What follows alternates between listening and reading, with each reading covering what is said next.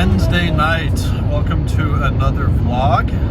Yeah, it's still doing this thing, huh? It's day, I don't even know. I don't have time to edit and upload these things, but once a week at best. Another crazy one. We finished up the 745 yesterday. That is ready for pickup.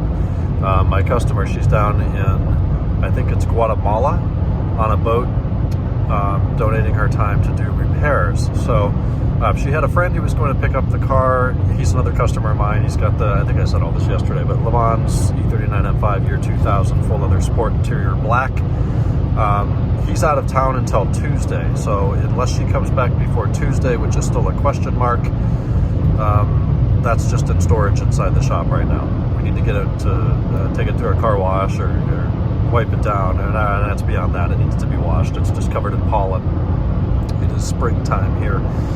But today we focused, actually yesterday we shifted attention to the 530i, the one we brought down from San Jose, the sterling, no it's not, the steel blue 02 or 01 or whatever the hell it is. I think it's an 02. Yesterday we got the front stabilizer end links replaced and we got the old tie rods off. Today we finished up installing the new tie rods and boots, some hardware kit there, torque to spec, so all of that's done.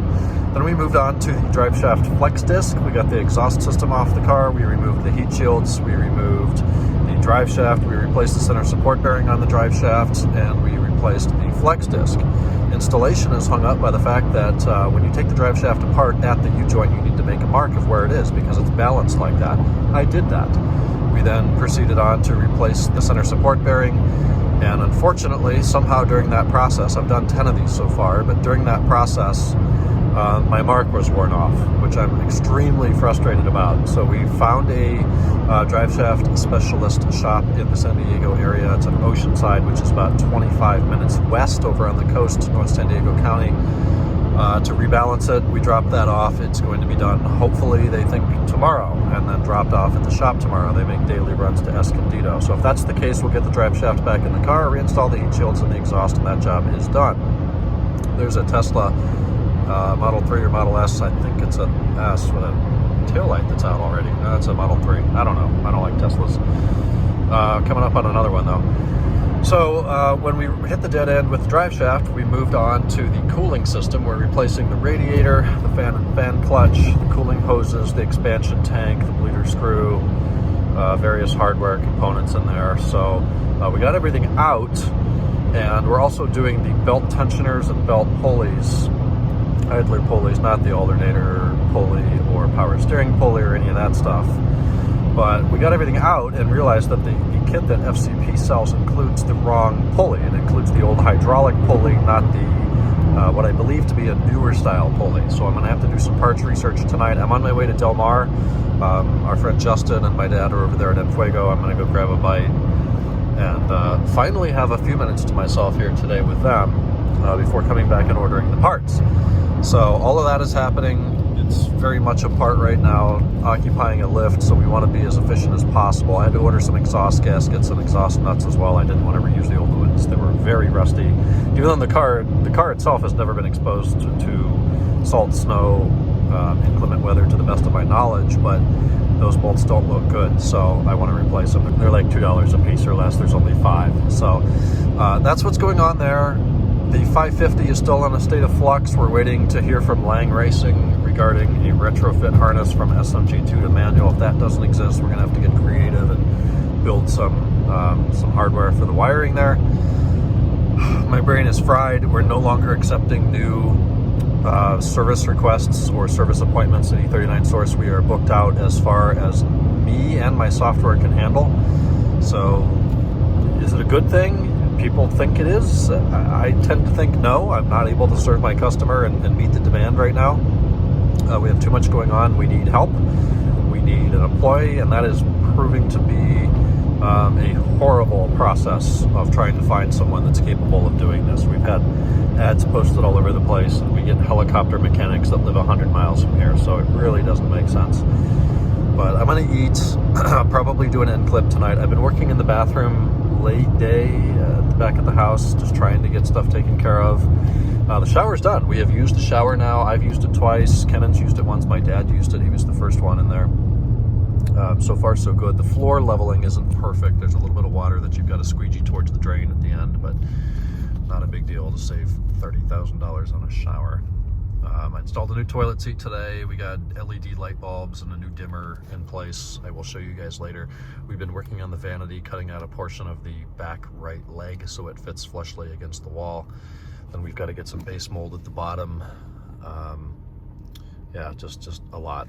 It's a hell of a lot to deal with, to run the business, to try to keep tabs on my email and communications with people through various mediums, in addition to taking care of the work at the shop, plus house stuff, plus I try to have a social life and a dating life, and it's just a lot. So I'm doing what I can, and as long as that's the case, I think we're doing well.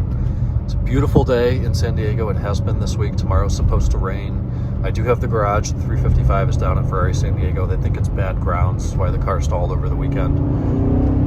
So if that's the case, they'll redo the grounds and take care of that. Probably a fresh battery. That one's quite old, about 4 years, which, you know, that car sits around for months at a time. So battery would be good. Let's see, what else? What other loose ends do we have? The Mac.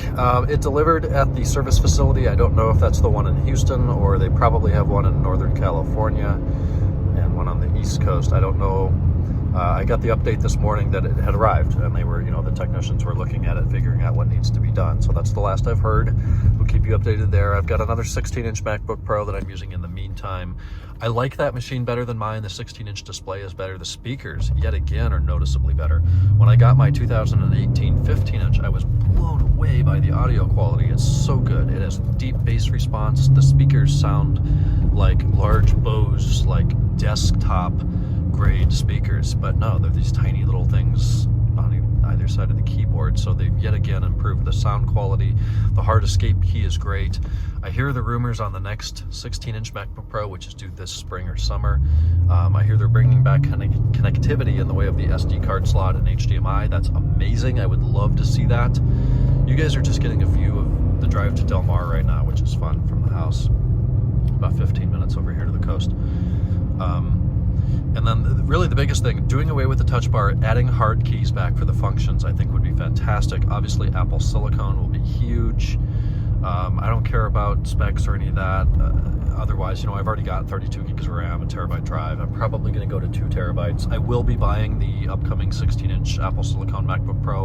I'm done with dealing with the slim butterfly keyboard. I love the way it feels when it works, but it's not sustainable. It does not work very well very long, which is really annoying, especially in a machine at that price point. Another problem is the A key keeps wearing off, and maybe it's the way I type. I haven't changed the way I type in 20 years, and here we are. The A key wears off in about 6 months and just turns completely white. So that was never a problem on previous Mac models. I think that for the sake of thinness, that seems to be what sells these computers, is making them really thin. Thin is important, but not to the point where it sacrifices reliability and usability, ultimately usability of the machine, due to, you know, the key looks like shit, and I don't want to have a $4,000 computer where the key looks like ass. So we're dealing with that.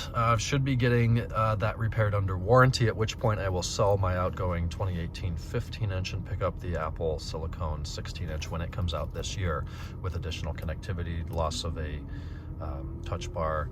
And another thing that nobody's talking about, but I really like the renderings I see, I hope they come to fruition, are the rounded corners on the display. You know, right now we have square corners. There's nothing wrong with that. That's the way screens have looked for decades. But looking at the iPhone, the iPad, other Apple devices, they have these nice rounded displays in the corner that look really, really crisp and fresh, and just... Is it more functional? No, not at all, but it just looks so much better. So I hope to see that on the next MacBook Pro as well. And then if they bring MagSafe back, that's icing on the cake. So I read Mac rumors every day. Many of you nerds may as well. Let me know if you have any thoughts on that. It's my favorite part. Look at this. The PCH over here is this bridge. We're right in between. That's La Jolla down to my south, and Del Mar to the north a few minutes. So, all right, I've been going for 8 minutes. I'm going to go eat. Maybe have a margarita, definitely have a margarita, and then get back. I've got to order parts tonight, and if I do any more work in the bathroom, we still have to paint the trim in there, like the base mold down around the floor. That's got to be redone in white. A couple little touch-up areas, silicone bead of caulk at the vanity, and then just a general cleaning of the room, fresh towels, fresh mats, and we're good to go. Hope you guys are having a good Wednesday.